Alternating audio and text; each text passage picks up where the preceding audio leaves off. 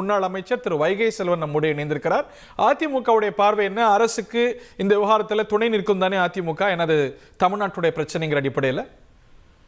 வணக்கம். அதாவது அனைத்து கட்சி கூட்டத்தை முதலமைச்சர் கூட்டியிருக்கிறார். அதில் கலந்து கொள்வதா இல்லையா என்பது குறித்து எங்கள் இயக்கமும் பொதுச் செயலாளரும் முடிவு செய்தார். அது முதல் விஷயம்.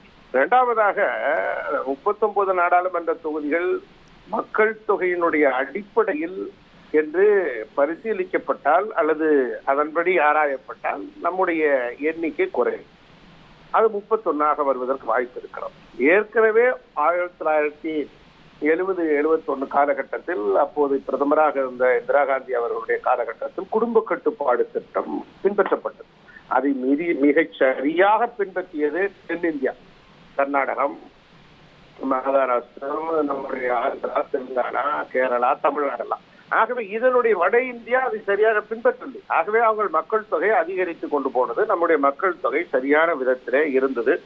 ஆகவே மக்கள் தொகையினுடைய அடிப்படையிலே தென்னிந்தியா புறக்கணிக்கப்படக்கூடாது என்பதில் நாங்கள் உறுதியாக இருக்கிறோம்.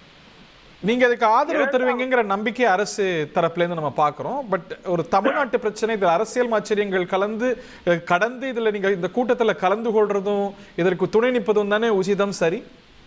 நிச்சயமாக. அதாவது தமிழ்நாட்டினுடைய பிரச்சனை இது குறித்து மக்கள் தொகையினுடைய அடிப்படையில் தமிழ்நாட்டில் சட்டமன்ற தொகுதியினுடைய எண்ணிக்கை குறைக்கப்படக்கூடாது என்பதில் நாங்கள் உறுதிப்பாட்டோடு இருக்கிறோம். அதில் என்றென்றும் நாங்கள் ஒரு சட்டமன்றத்தில் தீர்மானம் நிறைவேற்றப்பட்டால் இது குறித்து சட்டமன்ற எதிர்க்கட்சி தலைவர் முடிவு செய்வார்.